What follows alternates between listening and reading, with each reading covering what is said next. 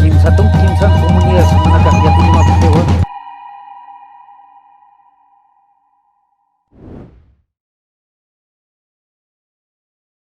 Muy buenas tardes, bienvenidas y bienvenidos a una nueva jornada del séptimo Festival de Arte Surandino Arica Barroca 2020, esta vez realizado virtualmente. Estamos casi a la mitad de nuestro festival, el que tiene más de 90 actividades para disfrutar desde casa y reflexionar sobre la identidad y la diversidad del surandino. Arica Barroca nació inspirado en la dignidad ancestral de los templos barroco indígena de las comunidades andinas y en la necesidad de conservarlos como tesoros de la humanidad.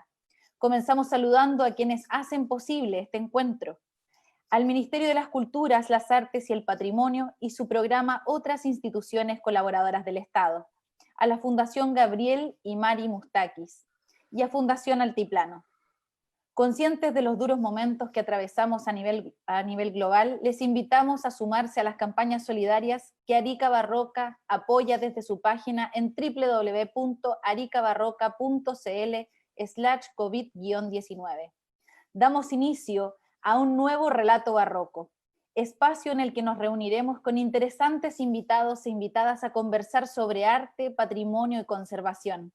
Les recomendamos que mientras escuchamos la exposición, estará disponible la sección Preguntas y Respuestas en la parte inferior de la pantalla para que dejen sus dudas y comentarios, los que serán leídos al final. Nuestro invitado de hoy es fotoperiodista y gestor cultural. Tiene 15 años de experiencia en medios de comunicación y proyectos culturales de fotografía en el ámbito de la difusión patrimonial. Le damos entonces la bienvenida a Relatos Barrocos a Patricio Banda. ¿Cómo estás, Patricio? Hola Claudia, muchas gracias por la invitación. Me encuentro bien, un poco nervioso, pero ansioso de poder conversar y participar de este festival. Perfecto, Patricio. Bueno, vamos entonces, ahora sí, a esta ponencia, esta charla, ¿no?, sobre tu trabajo. Adelante. Gracias. Bueno, cuando me invitaron a participar a Arica Barroco y las condiciones que iban a hacer, y entre ellas su lema era Sayaricuna, nos levantaremos, inmediatamente se me vino a la cabeza la palabra resistencia. Se me enlazó prácticamente porque el pueblo indígena y lo que estamos viviendo en general nosotros se ha basado en eso, entre la resistencia y el volver a levantarse. Como les señalaba, en relación a la fotografía, yo he hecho distintos proyectos culturales en base a difusión de patrimonio material e inmaterial, pero principalmente he hecho mi trabajo en el fotoperiodismo. Es por eso que en esta presentación, en esta charla, va a constar de dos partes, que voy a hablar sobre el fotoperiodismo, básicamente el estallido social en la ciudad de Arica, ¿ya? Y también algo que nos compete mucho como región, que es el despoblamiento. Bueno, un segundo. Ya. Mi trabajo en esta... Perdón, que se me trabó aquí un poco. Voy a compartir inmediatamente. Ya. Para comenzar, primero voy a despejar algunas dudas sobre el fotoperiodismo que...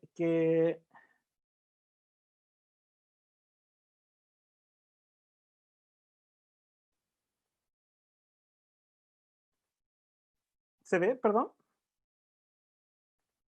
Ya, Sí, perfecto. se ve perfecto, Patricio. Ya. Antes de comenzar con la ponencia sobre el estallido social, quería hacer algunos alcances sobre el fotoperiodismo en términos generales, ¿ya? Primero que todo, ¿qué es el fotoperiodismo? Muchos lo han considerado como un ramo, un género que no es con relación a un tema artístico, lo cual que es bastante equivocado, ya que los primeros fotoperiodistas salieron de corrientes artísticas, ¿ya? Con el paso del tiempo fue netamente un tema de informativo, pero llegó al punto, por lo menos ya unos 30 años atrás, en mezclar la expresión artística como tal, como una propuesta visual, como un tema más allá de ser informativo. ¿Ya? Entonces, ¿qué es el fotoperiodismo? Este es un género más del periodismo, ¿ya? Y tiene que ver directamente con la fotografía. responde a las premisas de la información periodística. ¿Qué me refiero con esto? El fotoperiodismo nace básicamente para complementar el periodismo escrito, básicamente. Y en estos puntos me gustaría también un poco puntualizar que los equipos periodísticos, o sea, perdón, un periodista y un fotógrafo es un equipo periodístico, no uno depende del otro, normalmente el periodista se mueve en el quehacer del trabajo como que este es mi gráfico, este es mi fotógrafo, cuando realmente son un equipo de prensa. Entonces, ambos se sustentan cada uno. Uno depende de la información, el otro depende de la imagen, pero es un equipo fotográfico. Entonces, bajo estos conceptos, el trabajo en sí debe ser mancomunado, ¿ya? Les hago una presentación de esta fotografía netamente un poco como se maneja el periodismo en general. Puede estar la autoridad en un punto, rodeada por fotógrafos o prensa en general, y el público detrás. Más o menos ese es como el trabajo que se hace en general. Después de la autoridad o después del hecho que suscitó, viene todo el público en general que va a estar informado o va a estar atento a cómo nosotros le contemos. También, como le había señalado anteriormente, es una actividad artística, como le había señalado, es una propuesta estética, imagen, pero también con información, ¿ya? Es una propuesta artística e informativa de crónica social, pero por sobre todo una memoria histórica. Normalmente la fotografía nos ha servido como recordar ciertas situaciones que hayan pasado, o de hecho, hechos que hayan sucedido, y nosotros, o sea, hay un texto, hay un video, pero normalmente nos quedamos con la foto. La foto normal te demuestra cosas inusuales que que uno no fue capaz de poder ver a la primera. ¿Ya? El arte que registra la fotografía también se puede graficar o se puede manejar de una forma como una proyección de, ¿ya? El arte en general, podríamos considerar, o sea, el fotoperiodismo con el arte es parte de nuestro ser. Ya me refiero a que para poder, se me fue un poco la idea, ya, para poder considerarlo como una expresión artística, más allá de lo que podemos estar mostrando, también se considera el hecho de vernos a nosotros, de poder registrar hechos que a nosotros nos competen, también hay una parte de la cultura y a la vez del arte en sí. ¿Ya? También como un hecho histórico, recordar ciertos elementos o recordar, como en esta foto, este personaje, Ricardo Soto, que es un arquero. Básicamente no nos acordamos de detalles, pero pocas veces nos acordamos cómo era él. Entonces recurrimos a una fotografía, ¿ya?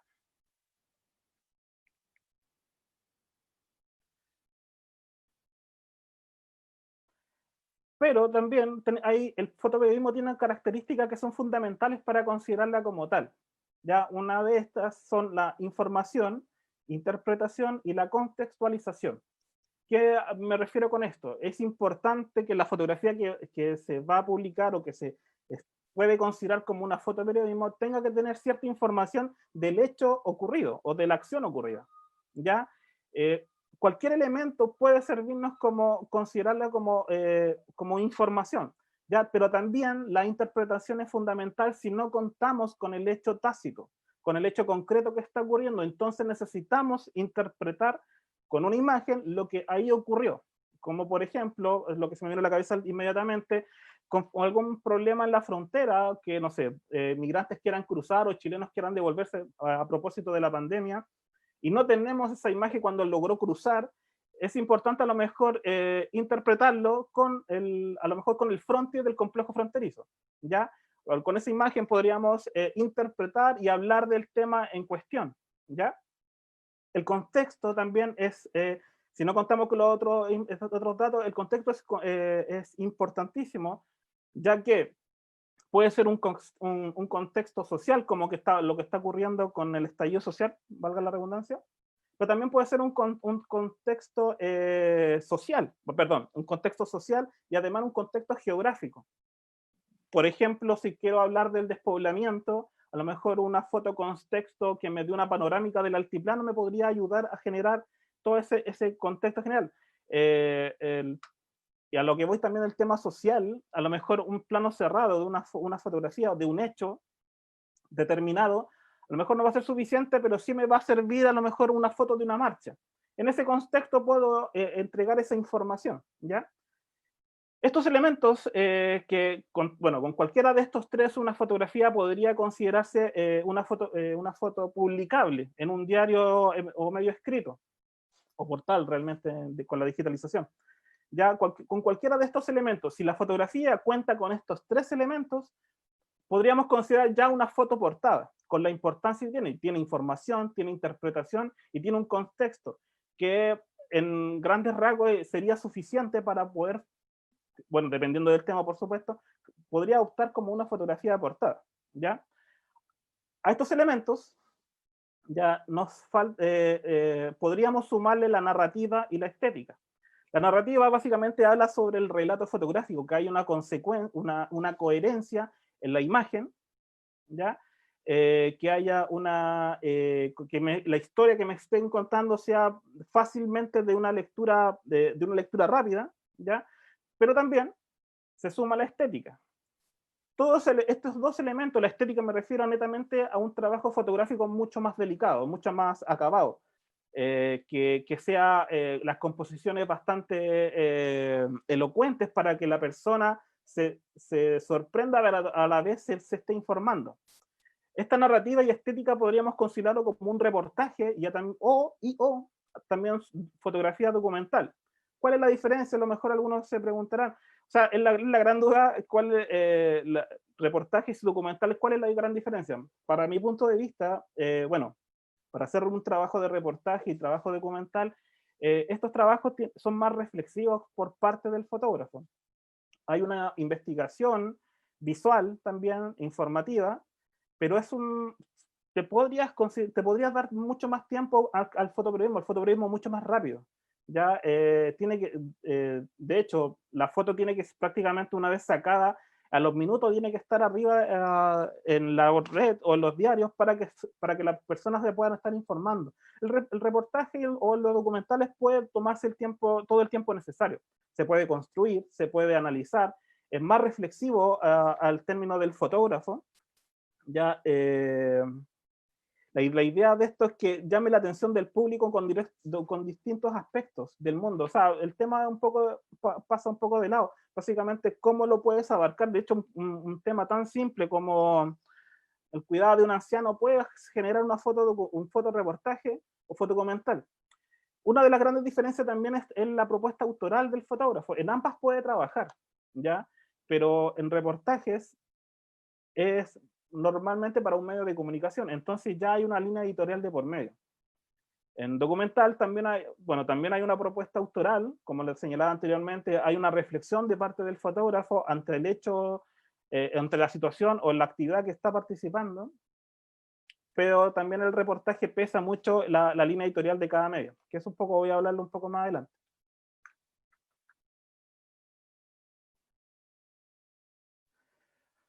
Bueno, eso fueron como algunas características fundamentales a lo mejor para poder considerar como la teoría de del fotoperiodismo. ¿Ya?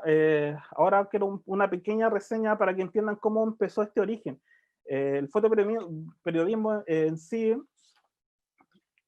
empezó más o menos hace 170 años en la guerra de Crimea, donde Roger Fenton fue encargado por la corona inglesa a cubrir el acontecimiento de la guerra. Hasta este punto, hasta esta fecha en la historia, las guerras solamente eran retratadas a través de relatos, de escritos y pinturas, o serigrafía o distintas técnicas gráficas. Pero siempre era de una forma contada como una forma pomposa, como la gran guerra, estos grandes héroes salvaron a la humanidad, no sé, siempre era como muy pomposo. La fotografía de Fenton se la mostró tal cual, la crudeza de la guerra, la crudeza de la fragilidad del ser humano. Hasta este punto, estoy hablando de 1855, para el mundo en general la guerra era como un acto de valentía, pero jamás o se obviaba la tragedia humana y el desastre que causaba una guerra.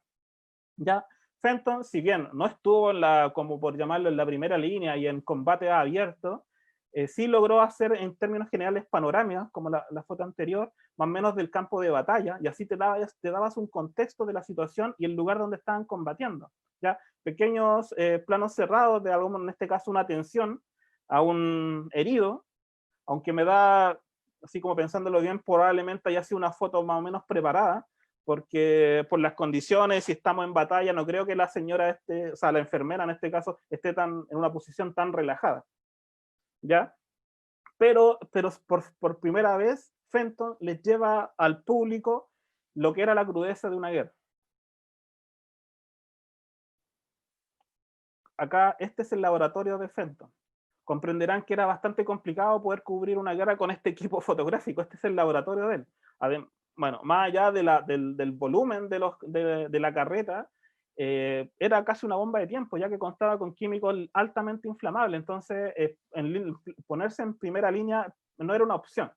Por eso el tipo de foto también, y bueno, obviamente la exposición, estas fotos fueron de larga exposición, entonces necesitaba estar quieto. En una guerra nadie se va a detener para poder ser fotografiado. Bueno, vamos, como ir avanzando, después de esta guerra vino la guerra civil estadounidense, que también fue registrada, también y vino la guerra de la Triple Alianza, una guerra en Sudamérica entre Paraguay, Brasil, Uruguay y Argentina. Estas fueron las tres primeras guerras, junto con la de Crimea, cubiertas fotográficamente hablando.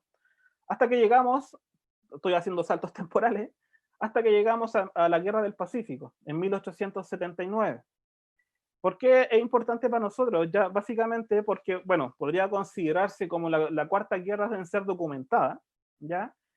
Pero en esa época, un fotógrafo, Carlos Díaz, y Eduardo Spencer, hicieron la sociedad Díaz Spencer, y pidiendo autorizaciones, lograron sumarse a la campaña chilena de la Guerra del Pacífico. Estos fotógrafos lograron, fotografiaron el desembarco de Pisagua, el combate de Angamos estuvieron, también en el asalto y toma del Morro de Arica, hasta llegar a Lima. Normalmente su fotografía se basó en planos generales y retratos. ¿Ya? Plano general me refiero al plano general de las tropas antes de entrar a combate o al final de la guerra. Bueno, este trabajo los convirtió en los primeros reporteros gráficos de Chile. ¿Ya? Carlos Díaz y Eduardo Spencer, los primeros fotoperiodistas del país. Bueno, su sociedad duró hasta solamente 10 años, pero logró documentar una de las guerras más relevantes, bueno, la guerra que más básicamente ha modificado nuestra geografía y nuestra sociedad en general. Entre todas las fotografías de esta sociedad, de estos Carlos y de Eduardo, creo yo, una opinión personal, el mejor acierto que tuvieron fue retratar a los soldados chilenos heridos en combate, ya, y casi en semidesnudo. Yo creo que acá con estos retratos refleja la crudeza un poco de la guerra sin necesariamente estar en el combate, pero también demuestra la fragilidad del ser humano, ¿ya? Esto tiene una serie de retratos de heridos de combate que creo que, bueno, en su época fueron duramente criticados por mostrarlo, obviamente porque podía bajar el ánimo de los posibles nuevos refuerzos, de la sociedad en general. Creo que fue un acierto a mirar a futuro cómo lograron poder plasmar un poco la crudeza de la guerra, a lo mejor sin necesariamente mostrar combates reales. ¿Ya? Creo para mí es un acierto importante y es súper relevante.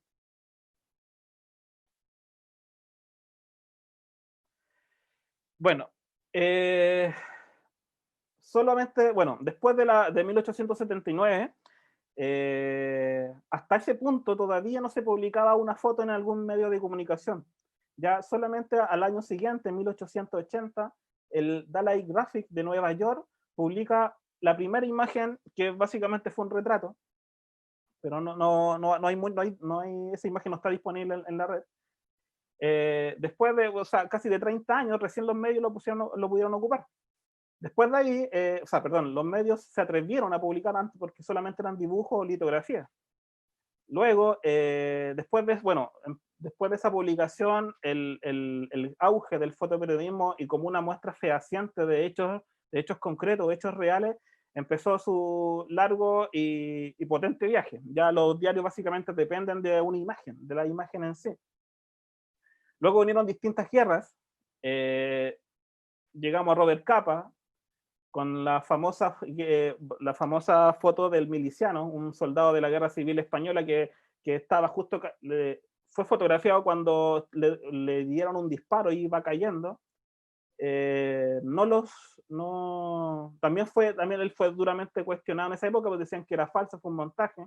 Bueno, al final nunca se comprobó y quedó como para la historia de que el miliciano era una acción, primera vez que fotografían a un soldado en acción muerto en combate.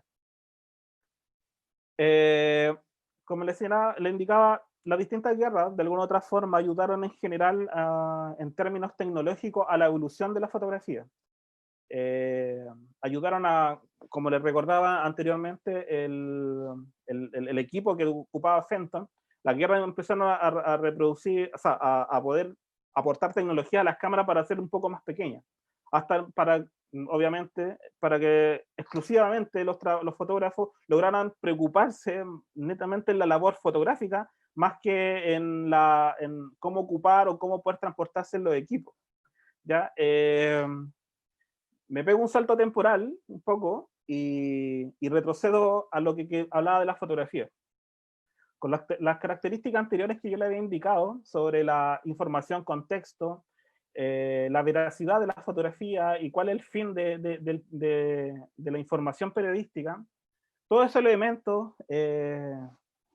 hay que sumar, bueno, para bien o para mal, la línea editorial de cada medio. Y hasta en la última época, yo creo que por lo menos en los últimos 50 años, también hay que agregar las empresas que financian esos medios de comunicación.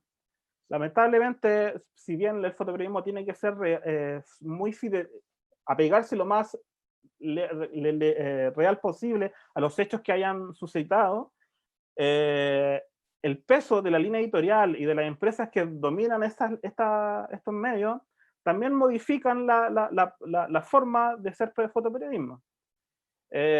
Ya sabía un poco, no sé, la fotografía del Mercurio a lo mejor puede ser más encuadrada, como que todo es más limpiecito, como que, bueno, de partida es una estética, la estética visual, la otra partida la información que se está entregando.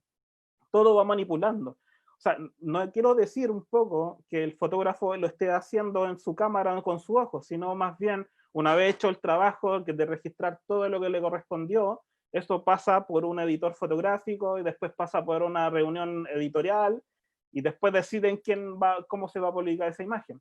Todos esos filtros igual va perjudicando el hecho concreto de la realidad o de la verdad que está sucediendo, ¿ya? Dicho eso un poco, es lo que quiero un poco, cómo poder entrar a mi trabajo sobre el estallido social que ocurrió desde octubre hasta marzo más o menos. Estas fotografías son hechas, bueno, solo en Arica. No fui a todas las manifestaciones, pero sí en gran parte.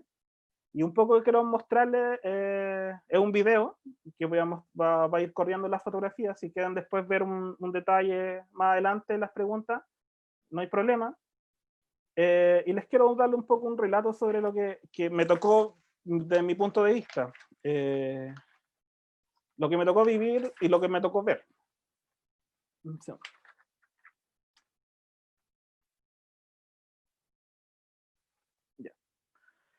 Como les decía anteriormente, el fotoperiodismo tiene distintas cualidades y distintas dualidades. ¿Ya? Siempre te dicen que no puedes tomar, que tienes que ser bastante objetivo y no tomar como partidos por algún bando, netamente para poder mantener la perspectiva, ¿ya?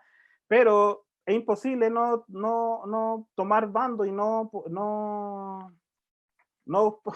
básicamente alinearte con la gente porque es tu gente, ya son tus problemas, son los problemas de tu familia, entonces ante eso no puedes tomar bando, entonces te alineas a lo que tú crees que puede ser correcto.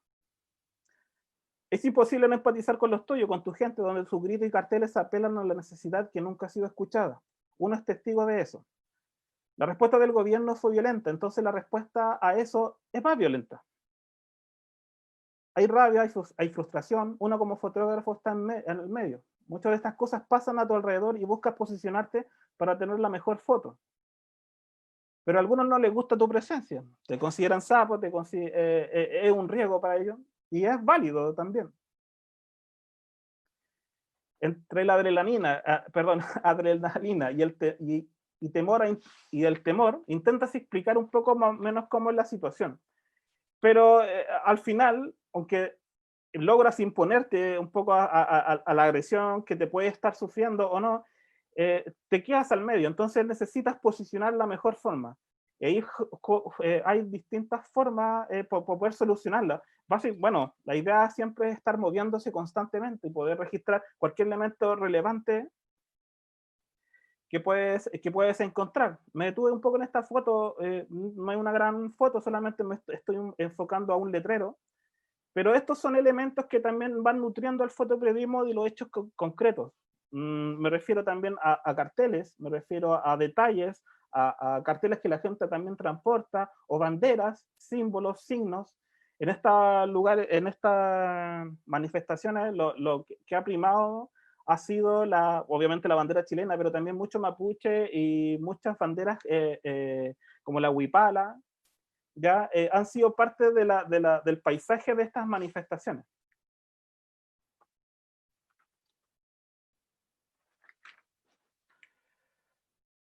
En Arica, sobre todo, sobre todo el primer mes fue bastante multitudinaria la manifestación, entonces podías encontrar elementos de cualquier tipo. Con el paso del tiempo, o sea, había marchas durante el día y marchas y manifestaciones durante la noche.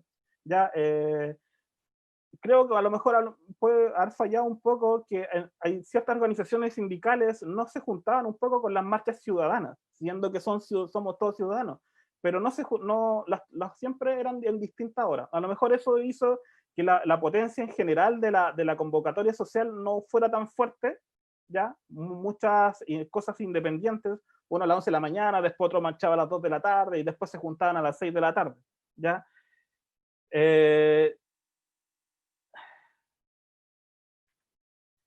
Entonces, la potencia de la gente fue un poco, en general fue decayendo. Ya, pero eso no, bueno, no quitaba la fuerza un poco, bueno, a esto me refiero, marchas durante el día y otro tipo de manifestaciones durante la noche, ya, no necesariamente todo era violento hasta que, bueno, muchos se dan cuenta que la fuerza policial irrumpía en manifestaciones pacíficas también, o tampoco hay que obviar que también generaron a lo mejor innecesariamente cierta violencia en el lugar manifestante, pero normalmente el tema en sí era la represalia. Perdón, me retrocedí un poco.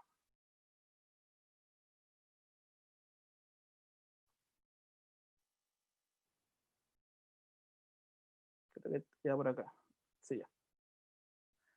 Bueno, ahora ibas pasando. No, un poquito más adelante. Bueno, quería también hablarle un poco, bueno, ahora que pasé estas imágenes, el lugar, fue el epicentro de la manifestación en Arica fue la Rotonda Tucapel, eso, bueno, todos lo saben.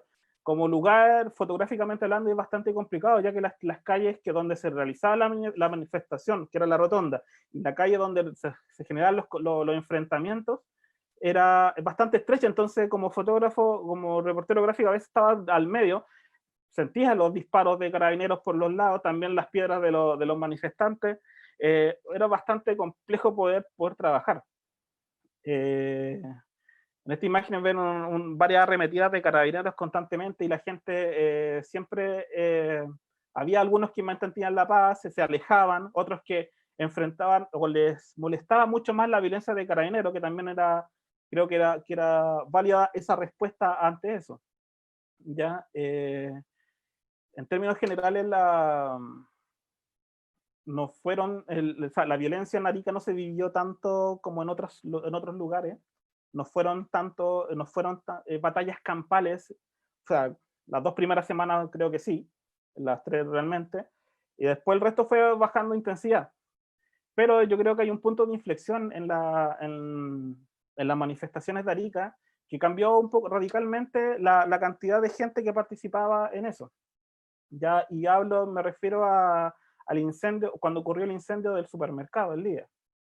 Hasta el día anterior a esta manifestación, las convocatorias eran multitudinarias, 2.000, 3.000 personas, 5.000 algunas partes, esta de la afrodescendiente que están viendo, aproximadamente 5.000 personas participaron en esta manifestación. Pero como les señalaba, el punto de no retorno fue el incendio, cuando falleció una persona, motivo, bueno, no lo vamos a hablar, pero para la sociedad en general como fotógrafo lo sentimos. Después lo que pasó, bajaron notoriamente la cantidad de personas que participaban en marchas pacíficas, movilizaciones culturales, se redujo en una cantidad considerable. No es que no, o sea, siempre hubieron personas manifestándose, manteniendo a lo mejor una forma de decirlo, la primera línea activa, ¿ya? Hasta Año Nuevo, o sea, Navidad, Año Nuevo, hubieron personas, pero ya la multitudinaria convocatoria que habían anteriormente habían dejado de ser. Y aquí o sea, lo voy a ver si lo puedo, claro, viene una foto donde lo plasmo bastante bien, o creo yo, donde se nota que ya la gente ya se había retirado un poco de poder participar. Normalmente siempre es eso, aquí, bueno, el incendio, tengo pocas imágenes de trabajo de bomberos, fue duro también porque estaban entre carabineros, manifestantes y todos disparando a la vez, fue bastante, esta imagen fue el día siguiente del incendio. Lo que era de 5.000, 2.000 personas, ahora era un grupito de amigos en distintos puntos de la rotonda, a lo mejor de fondo se ve una pequeña manifestación, pero todo normal, o sea, la cantidad bajó considerablemente. Y eso obviamente debido a un temor, a lo mejor que se había pasado ciertos límites, ¿ya? Yo creo que tiene una distinta lectura que eso se podría en una conversación mucho más extensa. Bueno, después de eso vinieron velatones, ya había cierto congoja en las personas en general, pero ni fue a nivel país. Básicamente esa velatón que habían visto anteriormente era por todos los muertos que estaban hasta esa fecha. Manifestaciones directamente de las autoridades, y bueno, como les decía, distintas marchas y manifestaciones, las que están viendo van al morro, claro, sí, van al morro, se dan en forma pacífica. Y esta creo yo fue una de las pocas veces que nos encontramos con las personas de chaqueta amarilla. No me había pasado, afortunadamente, para la gente que se estaba manifestando, conversaron, se pudieron un poco marcar ciertas diferencias, pero ellos, su mero acto de presencia con casco ya era bastante violento. Entonces, fue bastante curioso poder registrar eso entre manifestantes pacíficos y también gente que estaba en forma pacífica, pero su presencia ya era violenta. Bueno, en ese acto siempre te tenés que preocupar de dar detalles, hasta que llegamos al paro nacional. Ya también una marcha, perdón, una concentración de pescadores inicialmente pacífica, se juntaron con una marcha también multitudinaria. Todo fue un acto, si bien se están quemando y cortaron tránsito, el hecho que no haya llegado la fuerza policial no, derivó a que el acto se disolviera. Una vez que eso se apagó, toda la gente se fue. Bueno, hubieron situaciones también que pude registrar sobre la niña que había pasado con poca ropa. Bueno, todos esos elementos van sumando también a un relato, a un hecho que están ocurriendo. De parte también de movimientos feministas, en este caso están frente al regimiento, y quería pararme esta imagen. Un poco la respuesta de ellos, es como, entre rabia y burla, se están riendo de las niñas que están haciendo la puesta en escena, ¿ya? Cada uno puede interpretar de la forma que quiere. esto también, bueno, yo tenía la duda si ahora mostrarlo o no, porque también este movimiento feminista brilla solo, o sea, podría considerarse como un tema distinto al estallido social en general, ya que esto viene de por lo menos unos 2 años con forma fuerte, ¿ya? Pero ameritar, básicamente, creo lo incluí por lo que significa el poder femenino, ya con toda la movilización social en general. Bueno, pasamos llegamos al carnaval. El carnaval también, la gente del carnaval apoyó con ciertas, tapándose los ojos, con parches, o sea, en general la sociedad rindiendo tributo a lo que estaba viviendo, nadie quedó ajeno. Y esta es como la última manifestación fuerte que yo presencié, fue en marzo creo, también, esta fue una marcha de mujeres y que se enfrentaron a la Armada, ¿ya? Fue bastante violenta, afortunadamente no pasó a mayores, más allá de cerrar del tránsito y creo que 1 o 2 detenidas. Bueno, hay marinos disparándole a todo que se moviera, incluido fotógrafos. Afortunadamente no quedé lesionado, o sea, no hubo prensa lesionada, y termina con esto. Después de que lo estaban apuntando, esta chica termina con los dedos en alto, ya todos sabemos qué significa, no vamos a entrar en detalle, pero esa fue un poco la respuesta. Unos están con balas, pistolas, metralletas, fusiles, y otros están con dedos, piedras y fuego.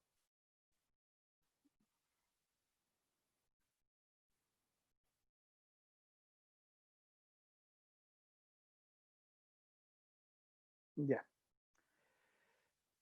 Bueno, ese es mi primer tema. Si necesitan saber algún dato, pueden consultar sobre alguna foto en particular. En términos generales, el fotoperiodismo que le hablé es para despejar algunas dudas en general, y cómo poder entrar a lo que les presenté anteriormente. ¿Ya? Eh, Cambiando de tema un poco,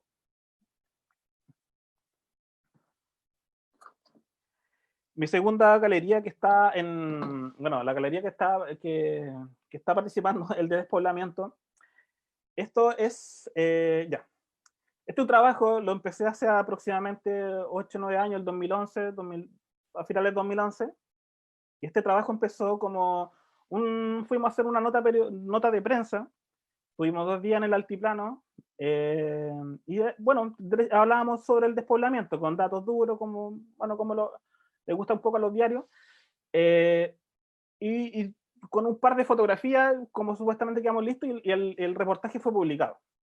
¿Ya? Pero yo quedé con no con la bala pasada, sino con la sensación como que faltaba cosas, faltaban elementos. Entonces, desde ese año, o sea, cada vez que yo subía al altiplano por distintos motivos, siempre intentaba rescatar ese tema en particular. A lo que voy que me iba a hablar con las personas, me entrevistaba, o sea, porque yo obviamente al sitio llegaba con mi equipo completo, y en general la gente del altiplano te rechaza, o sea, cualquiera, alguien que llega con mucho equipo a lo mejor te tiende a asustar un poco y genera cierto rechazo. Lo que hice en estas ocasiones fue que cada vez que subía me conversaba antes de todo, antes de mostrar mi cámara, antes de mostrar cualquier elemento, conversaba con ellos. Entonces fui armando un pequeño como álbum de fotografía de gente que estaba sola en el desierto, perdón, en el altiplano. ¿Ya? Los factores del despoblamiento son varios, entre la geografía, la falta de recursos, ya los jóvenes o sea, los jóvenes se van por falta de recursos, o sea, buscando oportunidades. La gente que se permanece ahí también tiene la dificultad de poder abastecerse, entonces es una vida bastante sola, pero aún así su resistencia, o sea, el lema de Sayaricuna, los mantuvo en el lugar, ya los mantuvo viviendo, los mantuvo potenciando, básicamente los mantuvo haciendo patria. ¿Ya? Esa resistencia, ese levantamiento que permanecen ahí, creo que lo he empezado a trabajar un poco en la soledad que ellos están viviendo. Bueno, un poco, antes que se me olvide, este trabajo lo tengo abierto, no está terminado. Ya cada vez que hago algo relacionado a eso, lo voy agregando, imágenes y los relatos de las personas, ¿ya? Empecé con esto un poco, o sea, no hay un orden lógico, ya son imágenes un poco al azar, un poco con esta foto intento ver la soledad y el abandono en general de lo que se encuentra en los pueblos del altiplano. Ya casas vacías o abandonadas realmente, en lugares que esta construcción es de vivir y está abandonada hace ya bastante años. ¿Ya? La dificultad de las personas de poder trasladarse, de poder compartir, de poder conversar, también dificulta el que se permanezcan ahí. Entonces prefieren retirarse de los lugares. ¿Ya? Este niño, Miguel, el año que fui, estas fotos del 2012, era el único alumno de la escuela de Bisbiri. ¿Ya? Y lo que primero hace es mostrarme su bicicleta, que bueno, se puede ver un poco al fondo. La soledad, en esa época ese muchacho iba en sexto básico, creo, sí. Era bastante dura, y él era el único alumno. Entonces, ¿cómo le habláis a ese niño del despoblamiento? O sea, ¿cómo le sacáis ese tipo de información? Bueno, básicamente él en esa época era bastante duro. De hecho, quería volver a Arica a toda costa, pero sus papás estaban trabajando ahí. Y bueno, por lo menos por 2 años ese niño fue el único alumno de la escuela de Vivir. ¿Ya? El abastecimiento también es súper complejo. Entonces los almacenes, que de acá son de barrio, allá son almacén de pueblo, son tremendamente importantes. Ya, si bien esto es un almacén que se encuentra en Zapagüira, localidades de Belén, de Ancuta, van a este lugar que es más cercano para poder abastecerse, pero son trayectos bastante largos. ¿Ya? Todo esto va generando conflictos en poder quedarse, si vale la pena quedarse ahí o no. ¿Ya? Soledad de los pueblos, calle abandonada, ya construcciones aparentemente abandonadas.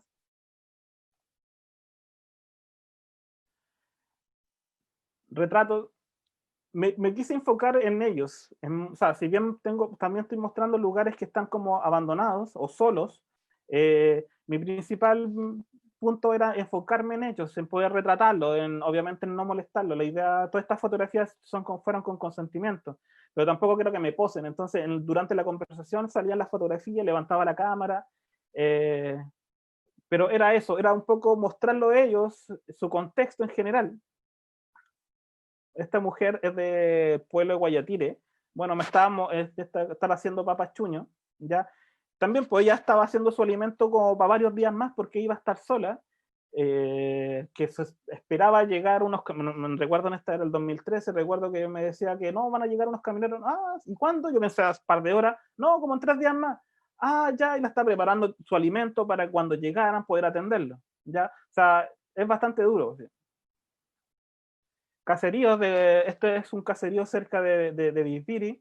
Esta una mujer, la señora Juana, esta fotografía es del 2013, vivía sola hace 20 años. Ya su hija, perdón, vivía en Arica, pero subía una vez cada 2 meses, entonces su soledad era bastante dura, o sea, bastante que te calaba un poco a los huesos. O sea, ella decía que estaba bien, pero es básicamente la costumbre de estar ahí.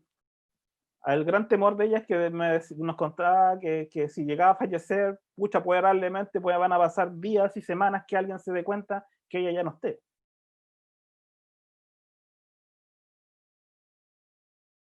El mismo ejemplo, o sea, de las fotos anteriores, el contexto, el silencio también, en general, de esos lugares, es sobrecogedora.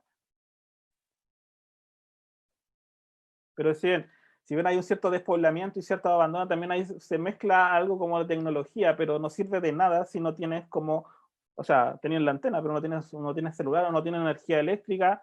Hay algunos elementos, o sea, algunos equipos que tienen energía solar, pero no es suficiente. Entonces, básicamente, la antena es como un adorno en el paisaje, no hay no sirve mucho. Esta foto es del 2011, es Guayatire antes que empezara su remodelación o su restauración.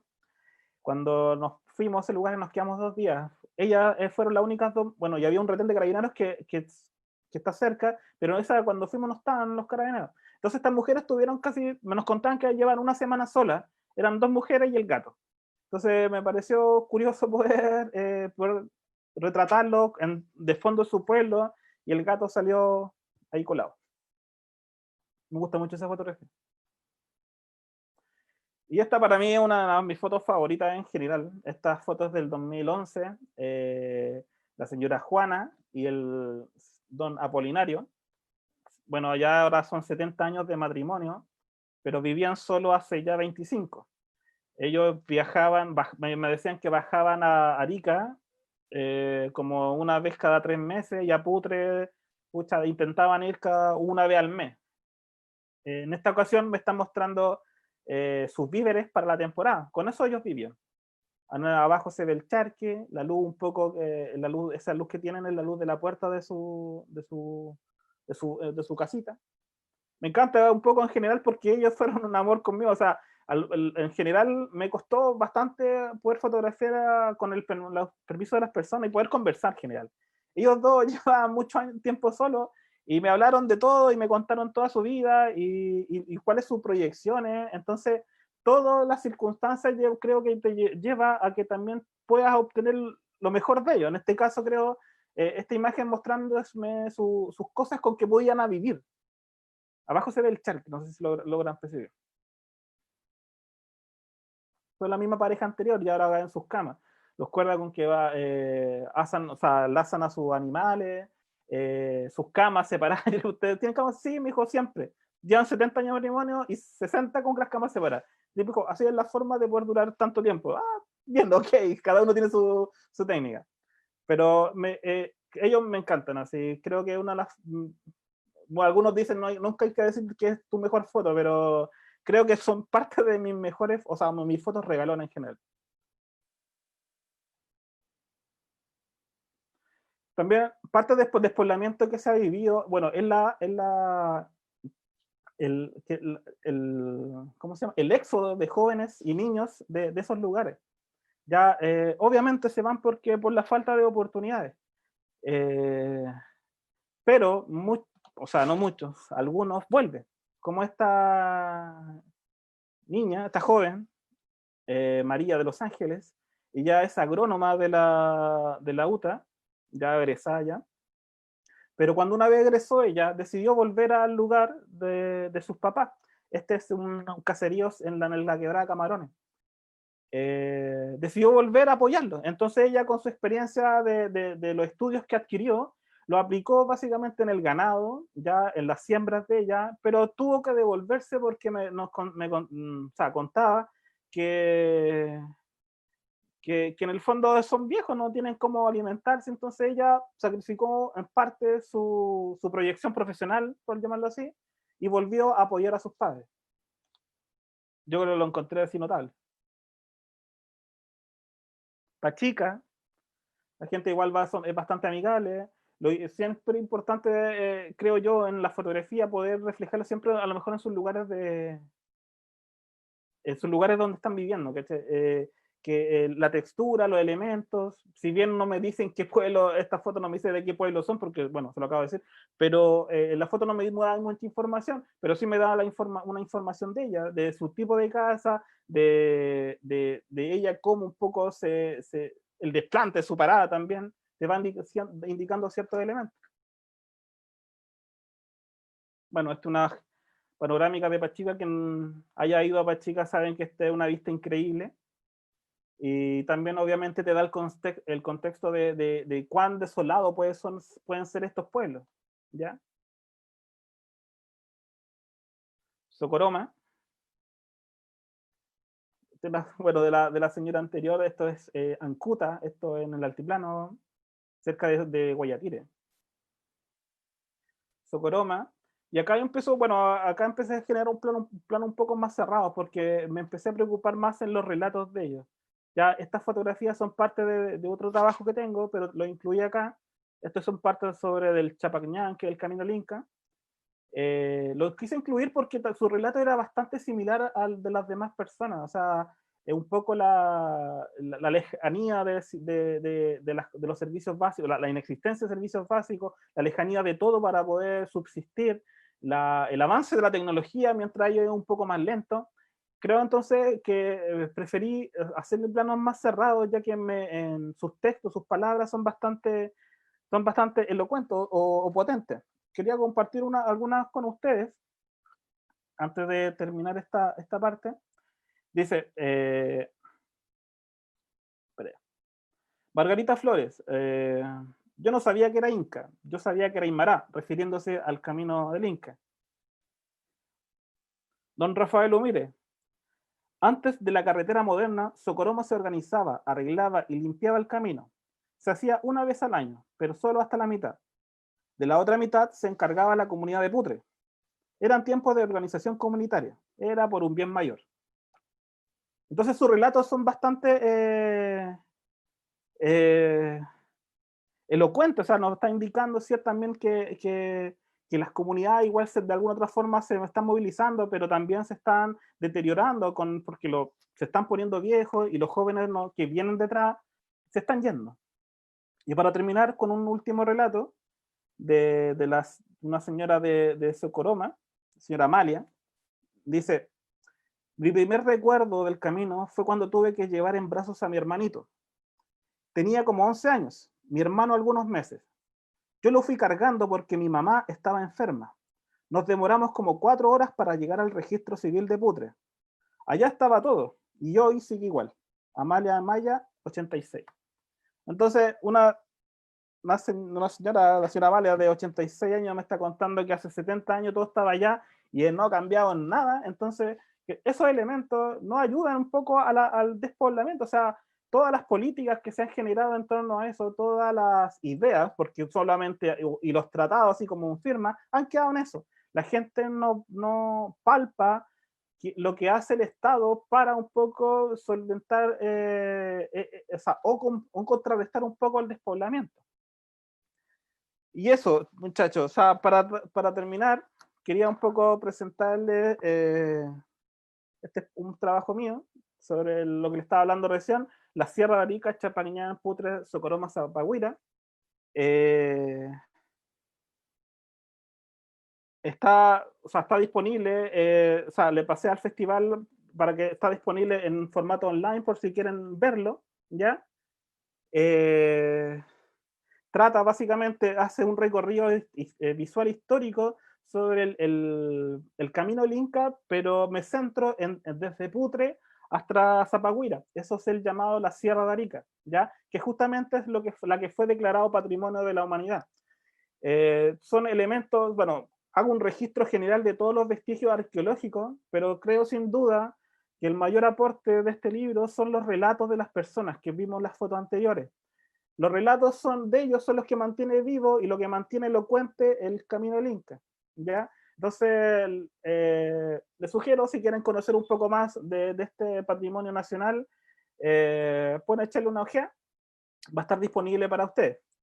Y el otro que me gustaría que también conocieran, que este es mi como mayor orgullo, por llamarlo así, o sea, acá no hay ninguna foto mía, yo soy el editor, el tallerista.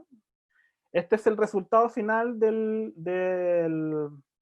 una serie de talleres de fotografía hechos para niños indígenas, ¿ya?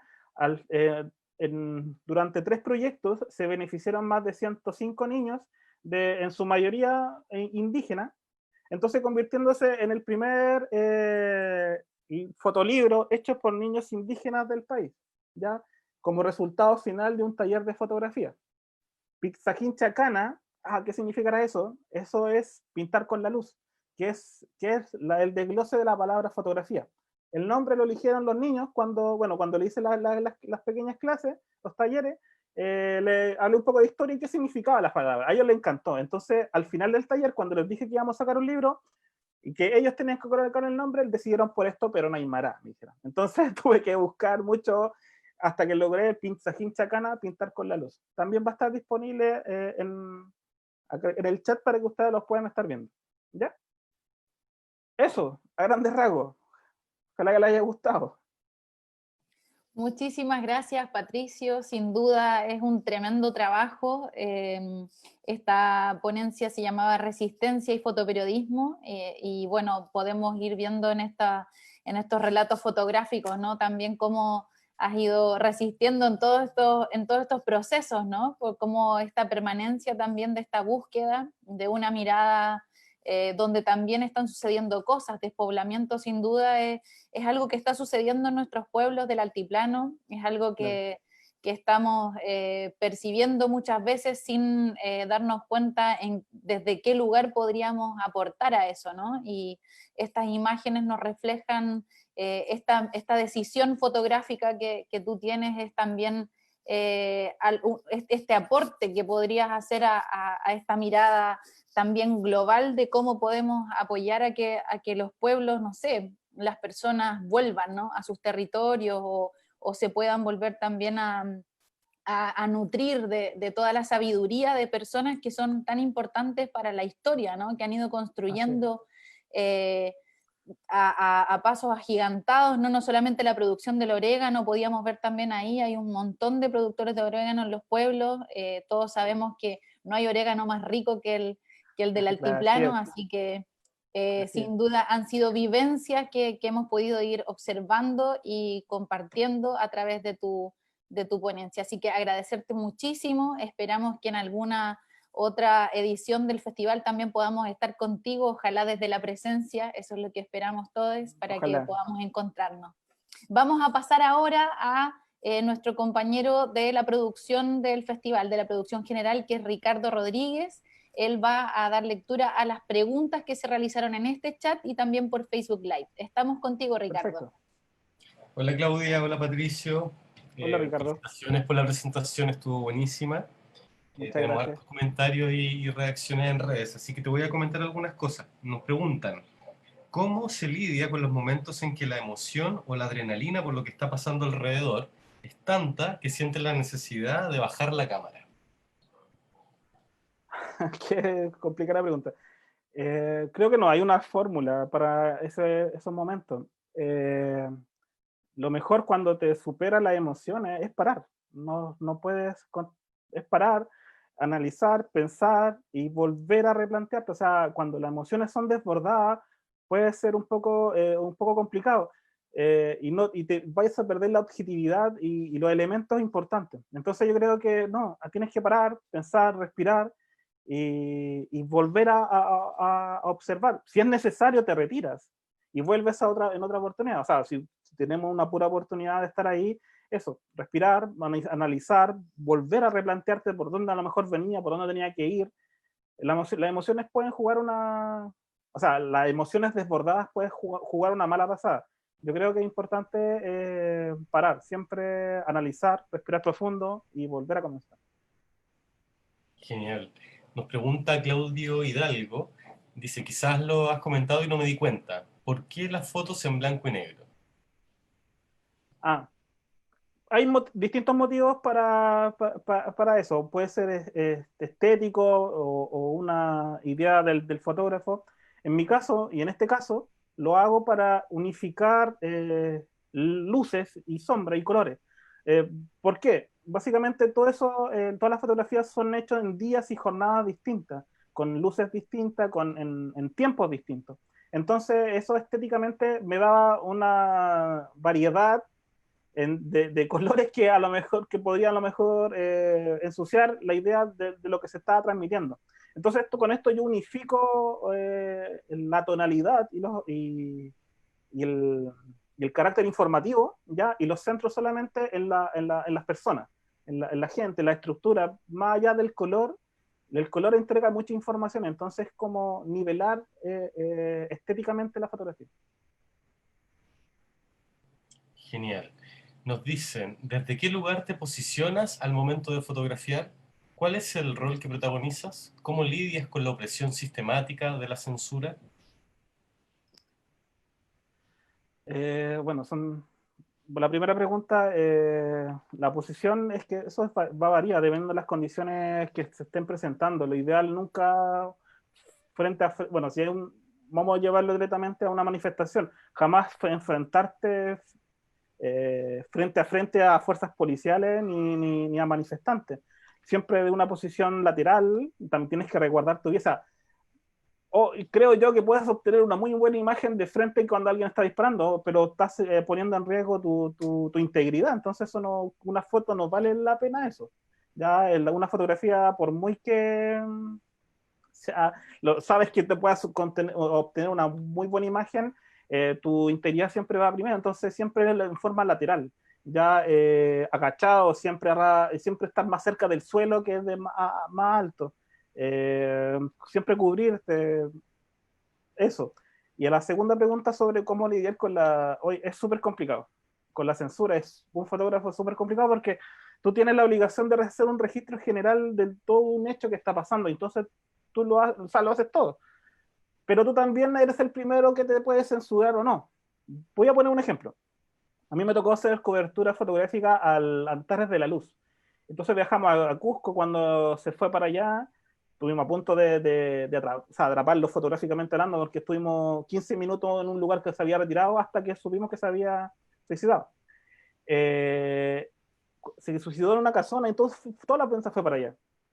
Los medios peruanos lo bombardearon de fotografía y de imagen, lo grabaron arriba y abajo y el tipo estaba colgado.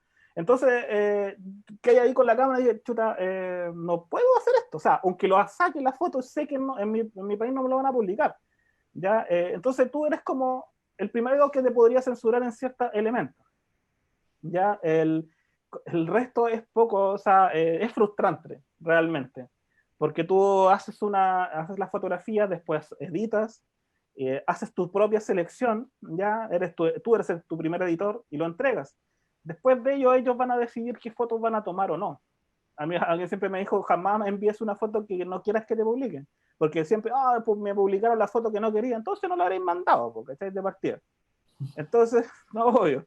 Entonces lo importante es que, o sea, de partida, tú eres el primer que censura y edita, el resto ya tienes que un poco asumirlo. Es difícil, es frustrante, para llamarlo así, porque tú crees que a veces tienes la mejor foto, pero esa foto sabes que el cierto medio no la va a publicar porque tiene elementos como, no sé, a lo mejor un cartel o pancarte que digan algo en contra de que ellos no, en su línea, entonces la van a bajar. Es un trabajo, es frustrante, no te puedo decir más, pero creo yo que el primer trabajo, el primer edición que debe ser, el primer censurador, por llamarlo así, tienes que ser tú en la forma en que registras el tema. Cuando lo entregas ya depende del resto, ya no puede hacer mucho. Genial. Me preguntan acá también qué recomendaciones le podrías dar a una persona que es aficionada y que está comenzando en la fotografía. ¿Qué cámara debería o a qué cámara debería acercarse como primer paso? ¿Nos dicen una reflex, por ejemplo? Bueno, sí. O sea, mira, en cámara no me voy a referir tanto en qué tipo de cámara, porque cada uno eh, tiene o sea, se va a adaptar a la cámara que va a obtener. Ya hay fotógrafos ahora profesionales muy conocidos que ya no están con grandes equipos fotográficos, están con pequeñas camaritas. Entonces, el tema de la cámara, yo creo que, de hecho, algunos celulares sacan fotos mejores que de algunas cámaras. Entonces, en tema de cámara, yo creo que cada uno pueda obtener lo que pueda adquirir, básicamente, ¿ya? Esa es la primera medida. Una buena cámara no te va a hacer una buena fotografía, ¿ya? Sino tú la vayas a hacer con tu experiencia, con tu práctica. ¿Qué le puedo sugerir? Miren muchas fotos, saquen muchas fotos. Sobre todo miren, si hay alguna fotografía que les interesa, que les gustó mucho, intenten si la pueden replicar, ¿ya? Si logran ciertos parámetros, van a buscar su método. O sea, miren, saquen muchas fotos, sáquenle a todo lo que puedan, intenten buscar su nicho sobre todo. ¿Qué me refiero con nicho? Porque hay algunos que se sienten cómodos retratando personas, otros se sienten cómodos retratando gente que está en skate, otros así. Otros les gustan mucho más hacer una puesta en escena con luces y flash y generar toda una puesta en escena, ¿ya? La fotografía que yo hago es mucho que yo dependo de los factores externos, ¿ya? Hay otros fotógrafos que ellos generan esos factores y los modifican. Cada uno tiene que buscar su nicho, qué tipo de fotografía te gusta. Si te gusta la cotidianidad de la gente, entonces empieza contigo haciéndote fotos, retratos, autorretratos y así.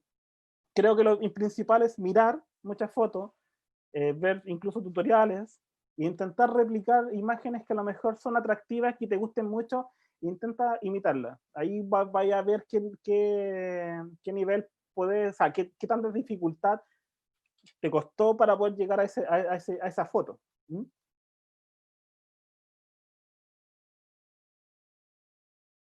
Vamos con la última pregunta. Nos dicen, ¿qué simboliza o significa para ti la resistencia? ¿Es un acto político?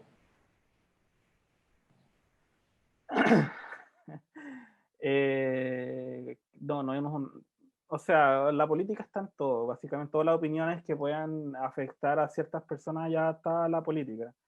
No sé si considerarlo la resistencia un acto político, sino creo que un acto de defensa social, ya de aguantar la opresión, pero no solamente la opresión física que puede generar el Estado con sus fuerzas policiales, sino la opresión en general del sistema.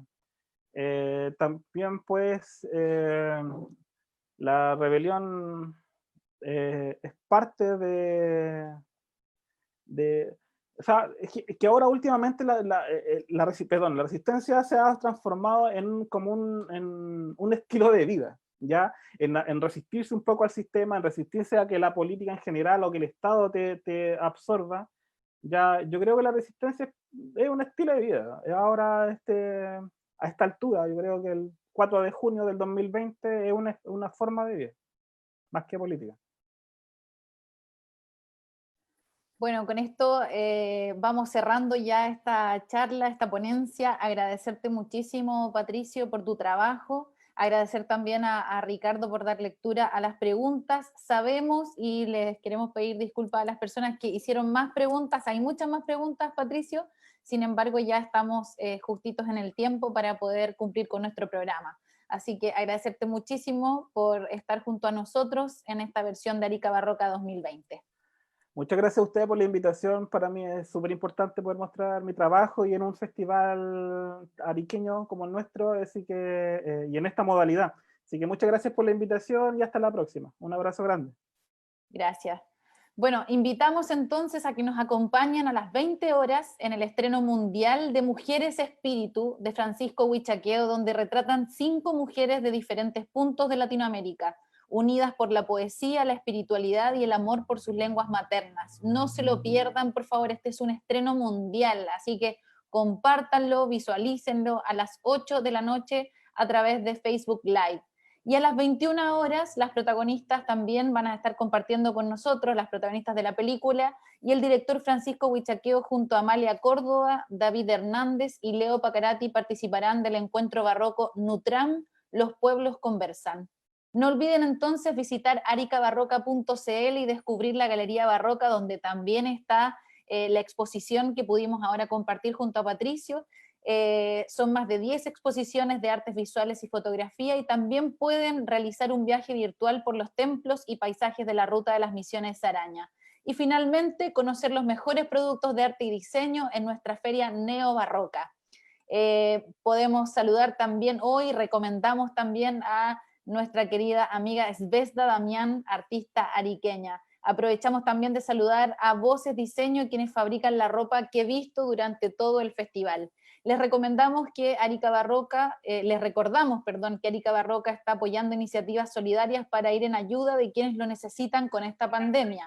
Visiten aricabarroca.cl y pueden encontrar entonces, en aricabarroca.cl/COVID-19 para conocer el trabajo de Cáritas Chile y la Fundación Recrea. Continúen entonces siguiéndonos en nuestras redes. Nos vemos a las 8 de la noche con el lanzamiento del estreno mundial de Mujeres Espíritu, Sayaricuna, Nos Levantaremos. Muchas gracias.